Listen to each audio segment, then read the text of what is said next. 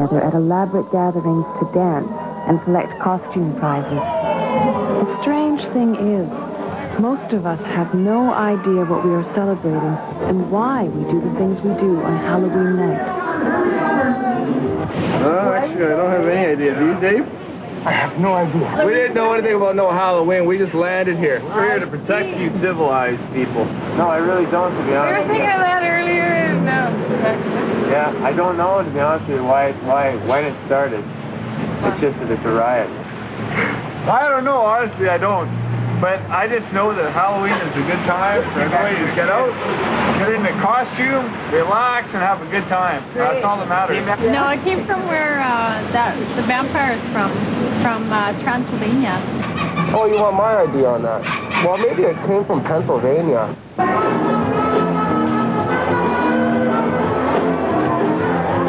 That was celebrate for the people that are dead, you know, celebrate for dead people. We're celebrating the spirits. What to do with All Hallows Eve? Pagan ritual. All Hallows Eve. All Hallows Eve. Some satanic ritual. Yeah. Another excuse to get drunk, that's all it is. It's a pagan ritual. The ghosts come at this time of year or something, and we're supposed to dress up to scare them away. For the Druids, the year begins in November 1st, and in October 31st is the party for the witches. It's the day that all bad spirits stay dead, and then in November 1st begin the new year. Because it's just like, ever since I've been growing up, Halloween's been the thing to do. Yeah. So we're out here having a good time, dressed up in the costume, celebrating Halloween. Woo! Halloween began, we think, in the middle of Asia, like almost everything begins, one sometimes supposes, with a festival which celebrates the equinox, celebrates the end of the summer and the gathering period, the beginning of real winter. And when this happens, you've got to do something about it. It's a dramatic moment, so you've got to do something. So you have a fire. The first thing you do is you have a fire, because this celebrates the burning of the old and the coming again of the sun eventually. And you have a dance, because a dance expresses the movement of the earth, the movement of the seasons, the way things move and shift and change. It's an active thing. And this really is sort of the basis of what we now call Halloween. The name Halloween comes from the Christian term for the night before All Saints' Day, or Hallows Eve. But the celebration of the day itself and most Halloween customs are remnants of the ancient and mysterious religion of the Druids. In 450 BC, Celtic tribes invaded Britain. There they discovered a religion of peculiar mystical power. It was a sun cult and a cult of the dead. In a world without central heating or electricity, the Celts were deeply affected by the rhythms and cycles of nature. When the sun rose, their world was, and when night fell, they were plunged into darkness and cold. In summer, the sun was strong, vegetation thrived, and living was easy. But come winter, the sun was weak, food was scarce, and the cold, dark nights seemed to last forever. Famine was a constant threat, and the main purpose of religious ritual was to influence the hidden forces of nature that mysteriously regulated their food supply. Two great festivals were held at the major turning points in nature's seasonal cycle: the coming of winter and the return of spring. On these days, they kindled bonfires, offered up sacrifices, and performed symbolic rituals to encourage the fertility of nature. The most solemn of these was the coming of winter, which marked the end of the Celtic year. No longer enough grass to feed the livestock, the herds were brought in from the fields and slaughtered. The death of the old year and the birth of the new was celebrated November 1st with the great festival of Samhain. And it is from this pagan New Year's festival that most Halloween customs come.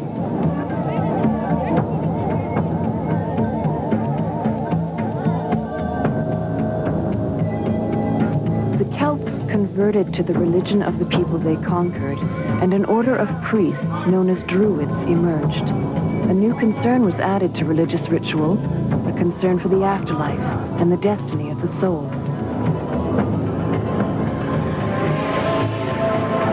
To the Druids, there was not just one world, but two. The visible world of the living, where the sun god rules by day, and the invisible world of the dead, where the sun disappears to each night. When you died, your soul began a new life in the other world of the dead, and any possessions you might need during your lifetime there were buried with you. And like the return of the vegetation in spring, when your life in the other world was over, your soul came back to the land of the living to begin yet another lifetime on Earth. The worlds were ruled by two powerful supernatural beings, the sun god and the lord of the dead. God of light and warmth, the sun god gave the earth the gift of fire. For like the sun, fire had the power to warm the cold night air, dispel the darkness, fend off wild animals, evil spirits, and creatures of the night. The lord of the dead ruled the night. His was the darkness, and all nocturnal creatures and invisible spirits sensed, dreamed, and imagined belonged to his world. On the last day of the Celtic year, he gathered the souls of those who had died during that year and led them to the other world. In those days, the phases of the moon were more obvious than the sun, and time was measured by a lunar calendar. The Celtic day began on what we now consider the eve of the previous day. So with the rising of the moon on October 31st, the great festival of Samhain began. Samhain was a strange time. The old year was dying and the new year was yet to be born.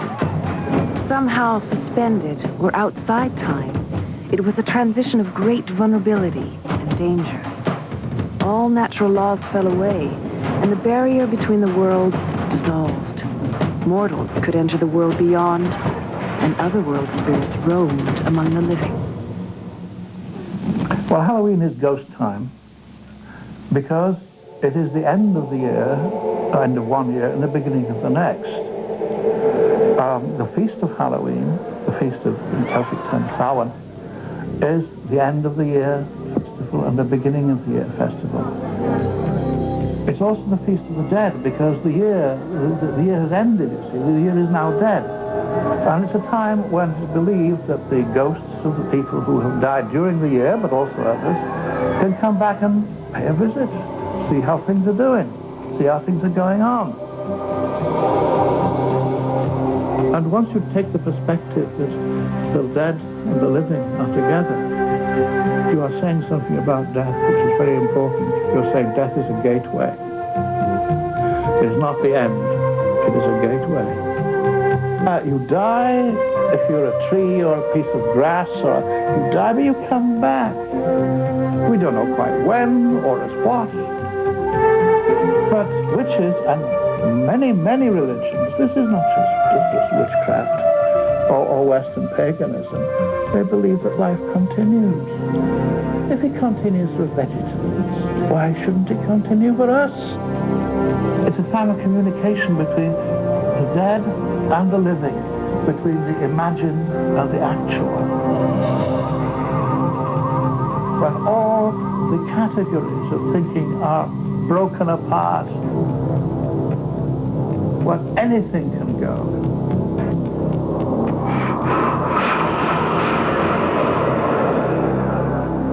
That night, strange happenings occur. Supernatural beings change shape and special rites are performed to control them. Fire, the symbol of the sun, is a crucial part of the ceremonies. When the sun sets, all the fires of the village are extinguished and everyone climbs the holy mount to the Druid temple and its never-dying fire. Huge bonfires are lit on the hills to ward off evil spirits, while the Lord of the Dead leads the souls of the departed to the other world. To ensure a safe journey, offerings and sacrifices are made. Sacred to the sun god, horses are sacrificed, and so are humans. People, mostly criminals, are placed in an enormous wicker cage shaped like an animal or giant. The druids set fire to the cage, and the people burned to death. Purified by fire, the souls of the sacrificed make a pleasing gift to the Lord of the Dead.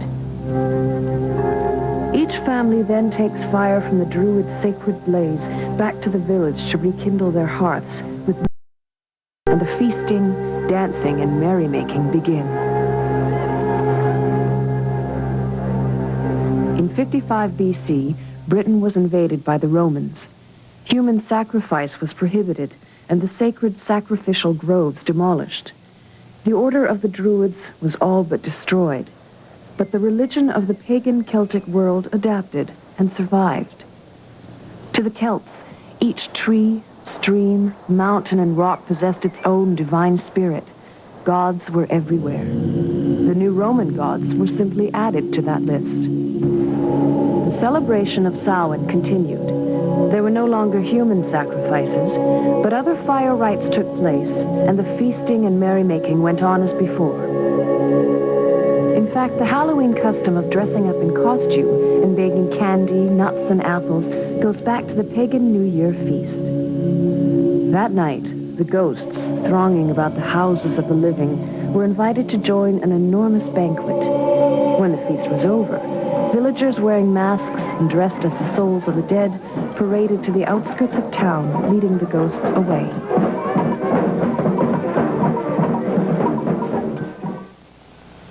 For the Romans, the end of October was a time when Pomona, the goddess of fruits, was honored. So Roman traditions involving apples and nuts were introduced to the Samhain festival.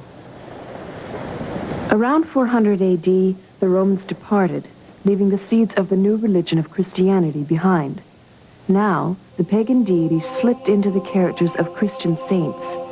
The goddess Brigid became Saint Bridget, the goddess Anu, Saint Anne, and the Virgin Mary took over many functions of the pagan mother goddesses. The Christian heaven corresponded closely to the pagan otherworld, but the concept of hell dramatically transformed the popular attitude toward death. No longer simply a transition in the eternal cycle of death and rebirth, death was now an event awaited with fear and trepidation. One could never be certain of a place in heaven, and the alternative was an eternity of suffering at the hands of the merciless demons of hell.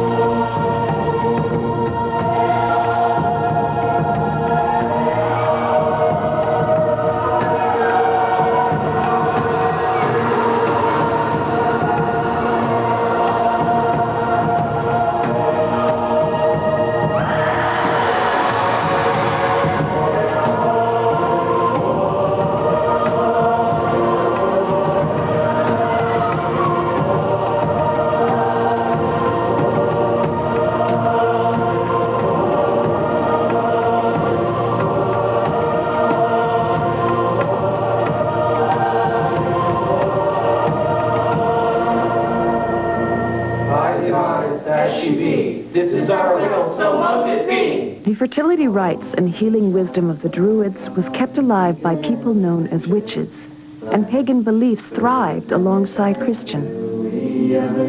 At first, the church was tolerant. By giving Christian meaning to pagan rituals, it was hoped their original significance would soon be forgotten.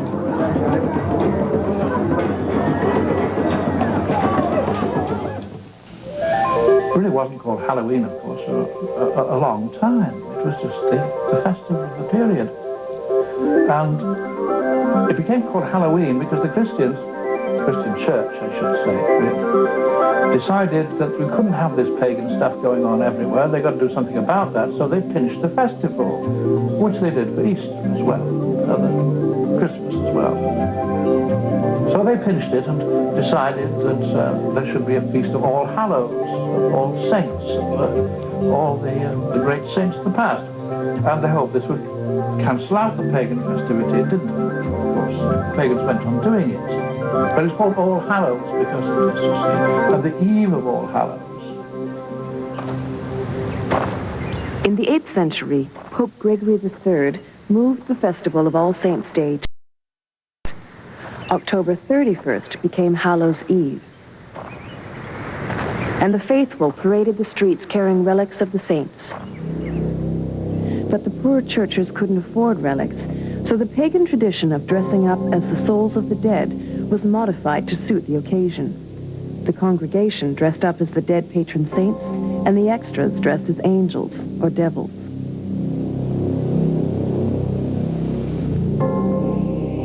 But outside the church, Hallows' Eve was still considered the gathering time not only for the spirits of unrecognized saints, but for all supernatural beings.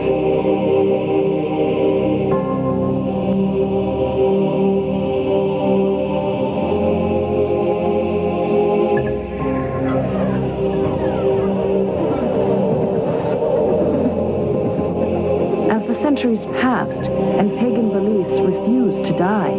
The church lost patience. Drastic measures to eradicate all traces of paganism were taken, and the Great Witch Hunt began. The church proclaimed keepers of the old religion as worshippers of the devil. Witches were tortured and burned at the stake by the thousands.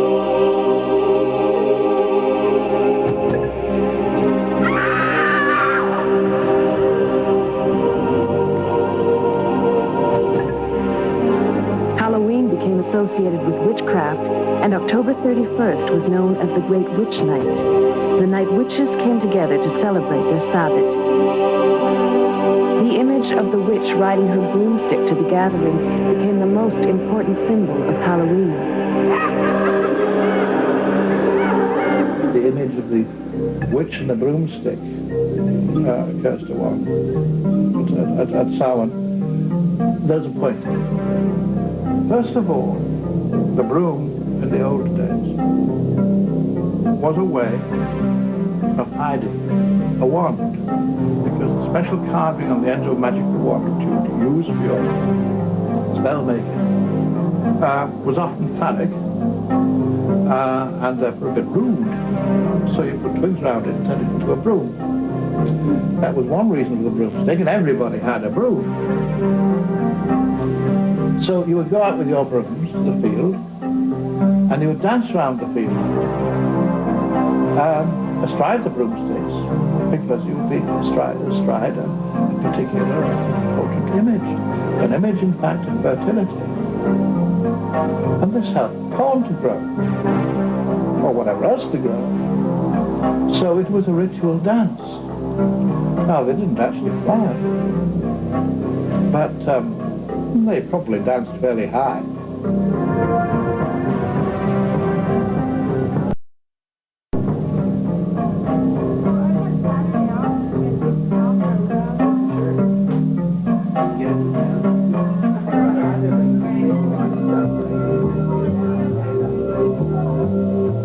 Dolly, eat your heart out, man.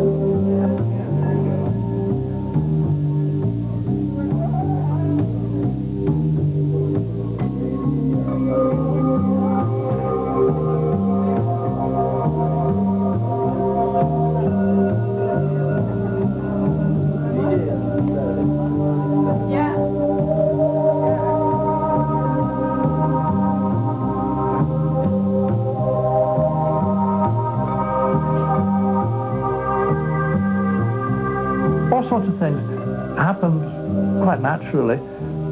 Pumpkins are fun. But now on Halloween, we put candles in the pumpkins and stick them out on our front porches. This is great, and they have funny expressions on them.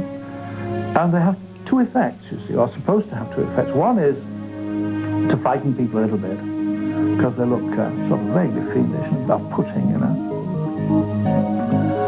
Another one is to give light. When you get into the dark portion of the year, you want more light, more light. Originally, they were used to say to people, look, something's going on here. keep away.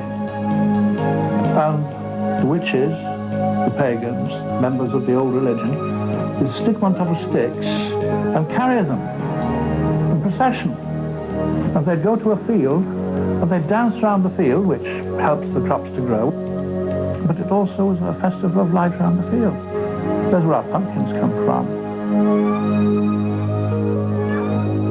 Well, the black cat is an odd one, really. And I think the reason that it's so powerful is, first of all, it's nocturnal, which is, for most people, a bit distressing. Secondly, it's absolutely and totally really untamable. A cat looks after itself. I think cats are mysterious to people. In the Middle Ages, people believed witches could transform themselves into animals. Since nocturnal animals were associated with the darkness and the devil, bats, owls, and especially black cats were thought to be a witch's natural choice. Taken for transformed witches, black cats were placed in wicker cages and thrown into the flames. There are other ones, there are other symbols that turn up too, and some of which have a long history people don't realize. The spider, for example, not only making its web, which is mysterious enough, but it has 8 legs, right? And the 8 legs can be seen as 8 parts of the witch's year. There are 8 festivals in the witch's year. The spider has 8 legs, which is like spiders. And there are others, of course, because so many of the creatures have been fitted into mythology. You see, once you get into the world of Halloween, the world of Samhain, the world of change, then everything that is becomes part of you. The saying is that all that is there in the collective unconscious that we have forgotten as part of us because we are human creatures, this also comes out at Samhain, at Halloween.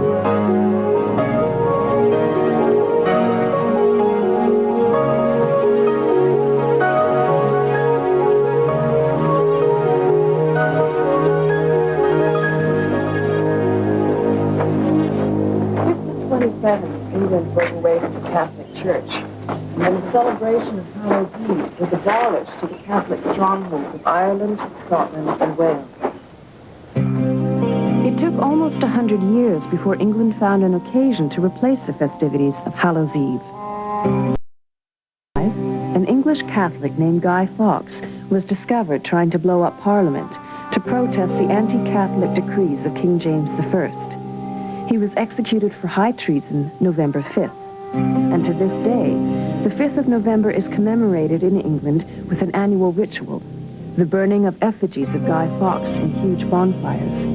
A ritual which brings to mind the great human sacrifices of the Druids. This burning business is 2 things. It is a destruction and it is a sacrifice. And the sacrifices are making sacred, from what sacra and facere, I suppose, the Latin. It is a making sacred. So you're making sacred that which you burn, which is the last year. This figure is the whole of the last year. So you're making it sacred. At the same time, you are also destroying what has been bad. And the British were sufficiently ingenious to pretend it was all about Guy Fawkes. In Ireland, Scotland, and Wales, the influence of the Druids persisted long after their religion was formally abandoned. As late as the 17th century, several people in Scotland were summoned before the church and ordered to stop practicing such druidic customs as the bonfires of Beltane, Halloween, and Yule. But the belief in the power of fire continued. Halloween night, the people of the Scottish Highlands lit torches and carried them through the fields to help the crops grow and singe any witches hovering about. It's a time of prophecy too, of course.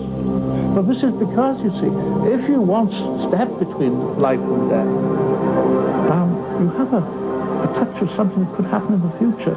The dead maybe know this. They move to a different plane. So maybe they'll tell you. In Scotland and Wales, every family built a large bonfire near the house on Halloween night.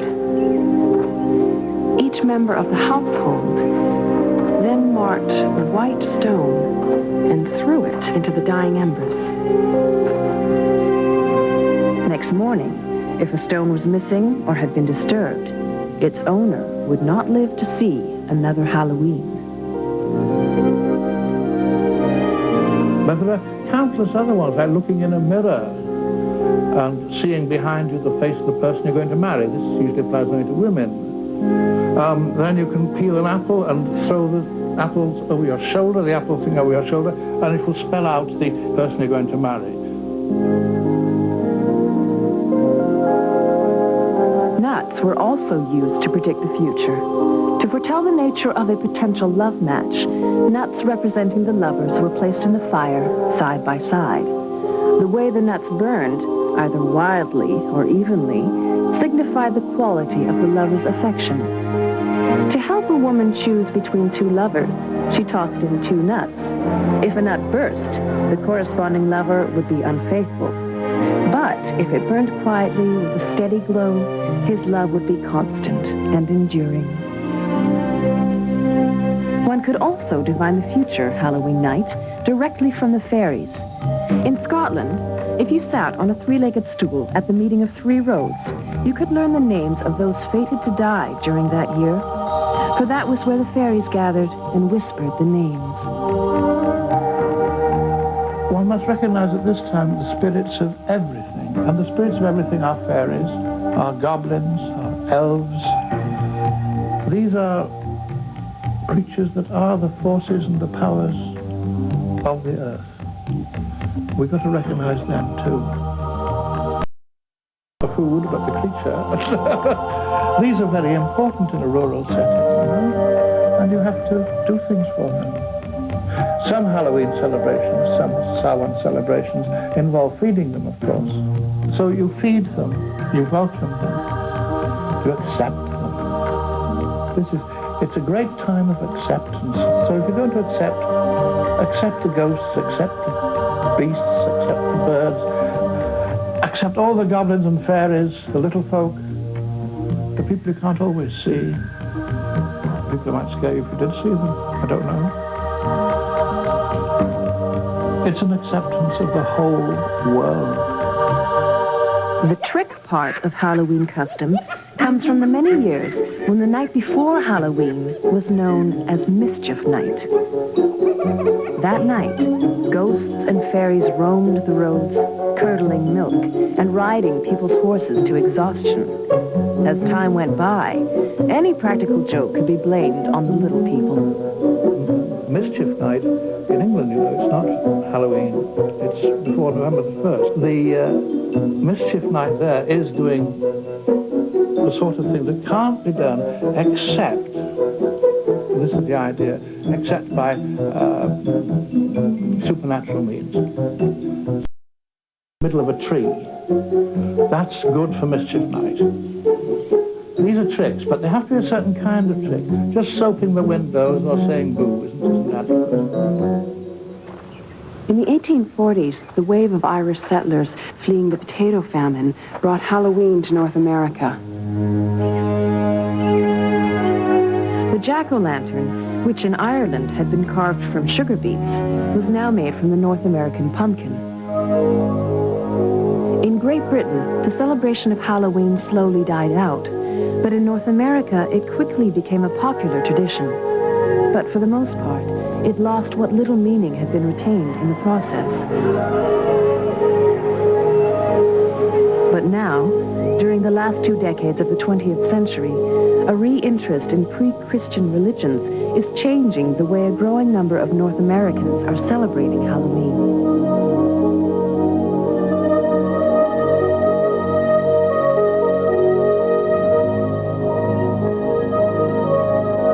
The Parade of Lost Souls is an artist-created, community-oriented celebration of Halloween and seasonal change.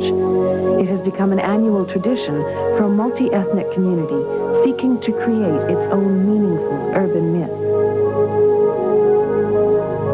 The parade dramatizes a Russian folktale of a young girl who must journey through the underworld in search of light for her family.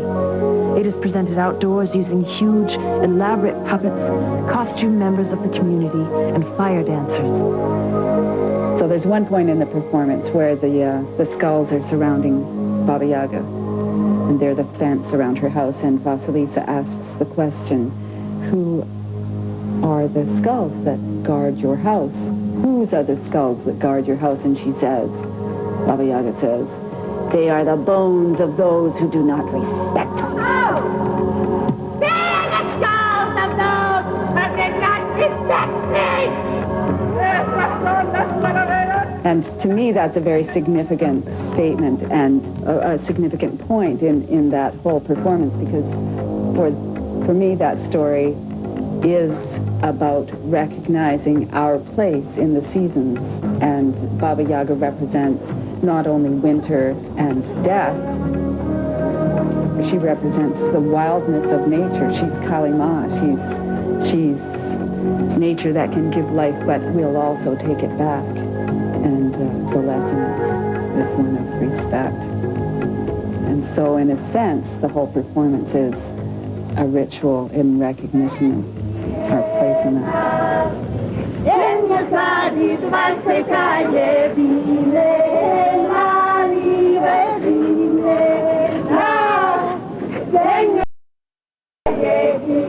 For this celebration in our neighborhood, the influences come from Eastern European traditions around harvest festivals, the Celtic tradition, which places this as the New Year, and the Latin tradition of Day of the Dead. But of course, there are differences from Day of the Dead because we don't live in a community where our ancestors are buried, so we can't make a procession to the graves of our ancestors, but we can find other ways to remember them at the shrine, to honor our ancestors, for instance. It's really difficult to say because I don't have any real, actual traditions to draw on. All I know are things that I've read, and I know about Halloween and my own growing up tradition, which was more or less what everybody in white North America grew up with, which is you get dressed up and you go out and you get as and then you get sick, and then you get in trouble when you go to the dentist. And where this festival originated for myself, and I think the common point for many of the people involved, is that we have a sense that there's an old tradition, but separated as we are from the old ways, the old traditions, by 5 or 7 generations, or even by 1 generation, I feel that we all still have that urge, but we don't have the cultural form to express that urge.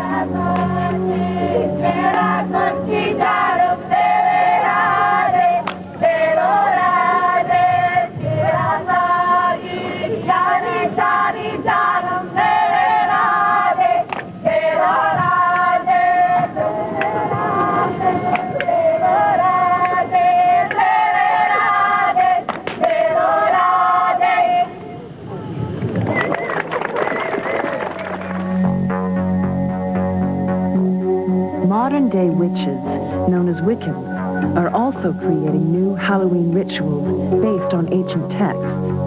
Rituals which attempt to reconnect participants with the natural cycle of death and rebirth. The Enochian is a system of ceremonial magic. There's many different systems, but this system was introduced in the 16th century, early 16th century, by a person named John Dee and his assistant Edward Kelly. John Dee was the astrologer to the Queen of England at the time, and through different techniques, they contacted angelic forms or energies on the other side of the veil. Of the watchtower of the east. Those angels revealed the system of magic or self-development to them, and that's one system that I study. It's one.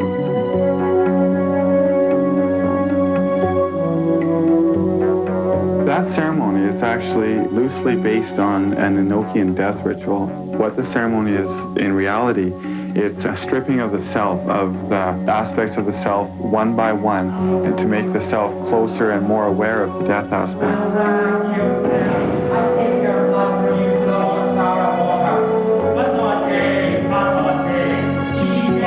A lot of people think that because it's a death thing, it's really morbid. We don't believe death as being a morbid thing. Death is a part of life, and it's the beginning and ending of life. It's just a natural, a different state of being. It's a different cycle. If you let go of the self and break down the self and go into the... When you get reborn, you're new and better, and all the negatives and the things are left with the old self, and you shed that shell and become one with the new self. It's sort of like a self-initiation. Bring yourself through a rebirth of the spirit. And we want to bring in the real life things that people could more identify with. To sort of give people an awareness there's a real growth thing that happens at that time. Nowadays, with all the commercialism stuff, people don't realize that. They're living like on the edge. They're not into the actual meaning of all the things.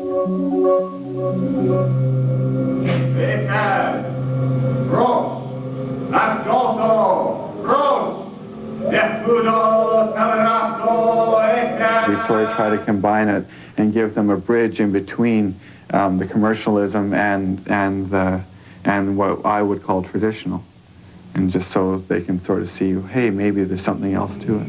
And where there's a lot of gruesome things, like in the ceremony we had some sort of gory parts, that was just more emphasize the fact that there is transcending the death thing, and it's fine.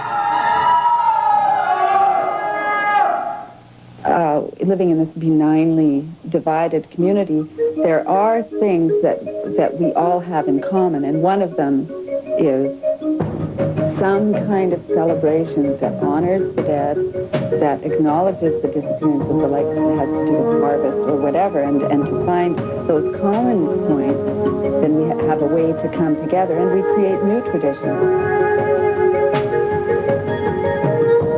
It evolves and becomes whatever it is as a true expression of that group of people, which is, I think, what you're seeing in the Parade of the Lost Souls, too.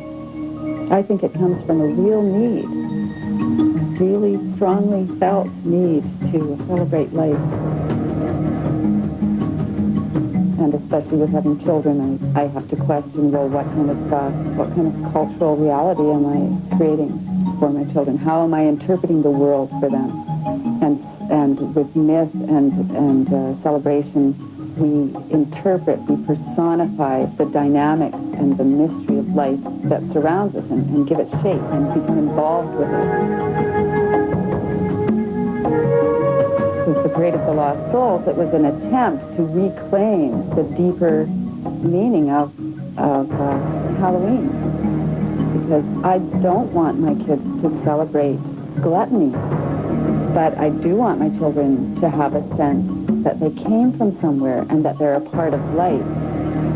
Other Wiccan-based ceremonies focus on contacting one's ancestors and seeking knowledge of the future.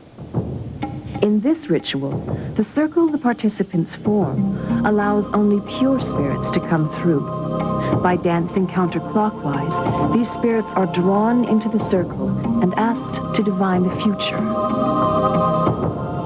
Halloween basically is the time when the veil between this world and the next world is thinnest.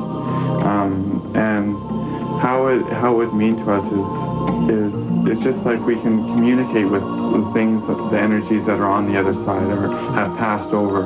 It's a lot more free converse and the communication is open. It's the time to embrace the ancestors, and if you had anything to say, you say it then. And if you have anything to venerate to, or maybe something, they have something to say to you.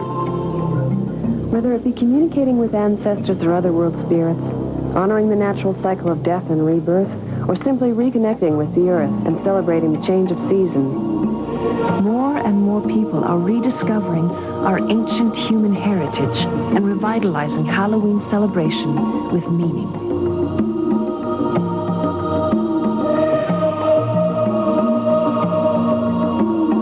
There is an urge in all of us as humans, I think, to acknowledge the passage of seasons. We feel it. Just because we live in a technological, urban environment, it doesn't mean that we're not as affected by the passage of the seasons.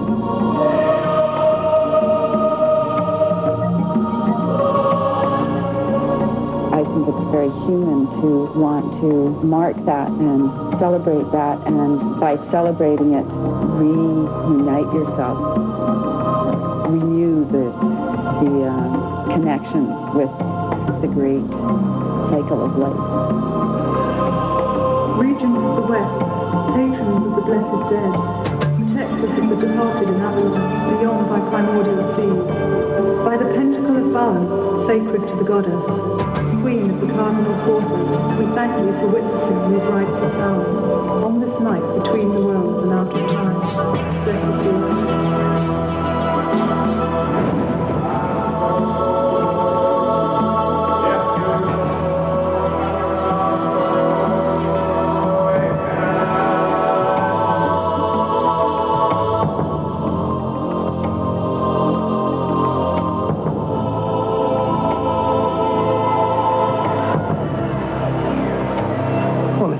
Celebration. This is why the partying and the dancing as well. And it's a celebration of the year, the earth, of the natural world, things going on the way they should go on.